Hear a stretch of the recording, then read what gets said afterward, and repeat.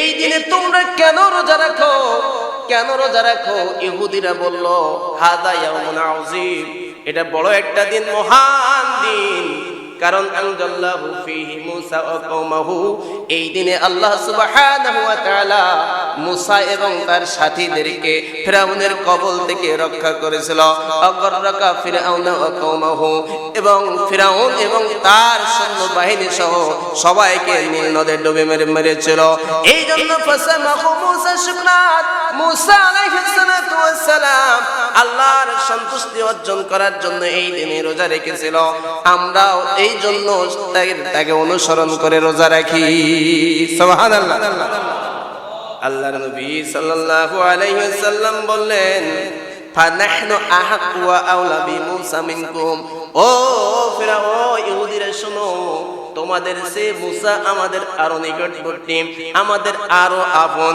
এই বলে আল্লাহ রাসূল সাল্লাল্লাহু আলাইহি ওয়াসাল্লাম সেই দিনে মুহররম মাসের 10 তারিখে রোজা রাখলেন। বর্ণনাকারী ডাক দিয়ে বললেন ওয়া আমারা সিয়ামিহি, আল্লাহ রাসূল তো রোজা রাখলেন, এরপরে আমাদেরকে রোজা রাখার জন্য নির্দেশ করলেন। সুবহানাল্লাহ। কেন এই দিনে যদি কোনো ব্যক্তি রোজা রাখে, আল্লাহর হাবিব বলেন ইন্নী আহতাসিবু আলাল্লাহি আইয়ুকাফিরাস সানাতাল্লাতী ক্বাবলাহু, আল্লাহর হাবিব বলেন আল্লাহ রাব্বুল আলামিন এই একদিনে রোজার বিনিময়ে তার পূর্বের 1 বছরের গুনাহ মাফ করে দেবে।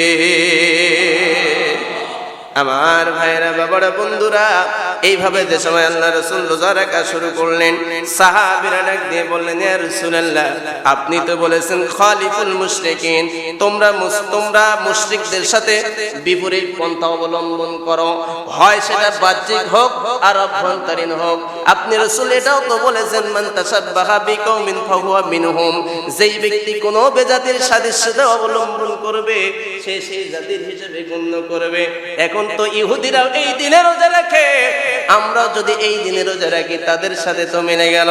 আল্লাহর হাবিব সাল্লাল্লাহু আলাইহি ওয়াসাল্লাম বললেন ফাইযা কানাল আমুল মুকবিলু, আল্লাহ তাআলা যদি আমাকে জীবিত রাখেন আগামী বছর ইনশাআল্লাহ সুন্নাল ইয়াউমাত তাসি', তাহলে আগামী বছর আমি তো এই মুহররমের 10 তারিখে রোজা রাখবো, তার সাথে মিলিয়ে আমি 9 তারিখে রোজা রাখবো। কিন্তু ফালাম ইয়াতিল আমিল মুকবিল হাত্তা তাওফিয়া রাসূলুল্লাহ সাল্লাল্লাহু আলাইহি ওয়াসাল্লাম, কিন্তু দুঃখের বিষয় হলো আগামী বছর আসার আগেই আল্লাহ রাসূল ইন্তেকাল করলেন। এই জন্য মুহাদ্দিসিনে কেরাম বলেছেন আল্লাহ রাসূল যেহেতু তা আগামী বছর যদি বেঁচে থাকতেন তাহলে এই 10 তারিখের সাথে মিলে 9 তারিখে রোজা রাখার জন্য ইচ্ছা পোষণ করেছিলেন। এখন যদি কোনো ব্যক্তি ওই 10 তারিখের সাথে 9 তারিখটাও রোজা রাখে তাহলে সে পরিপূর্ণ আমার আল্লাহ রাসূলের অনুসরণ করা হলো। সুবহানাল্লাহ। এই জন্য আমরা যারা আশুরা রোজা রাখবো 9 তারিখ এবং 10 তারিখ রাখবো, সেই হিসাবে আজকে 3 তারিখ, আগামী বৃহস্পতিবার হয় 9 তারিখ এবং শুক্রবার হয় 10 তারিখ।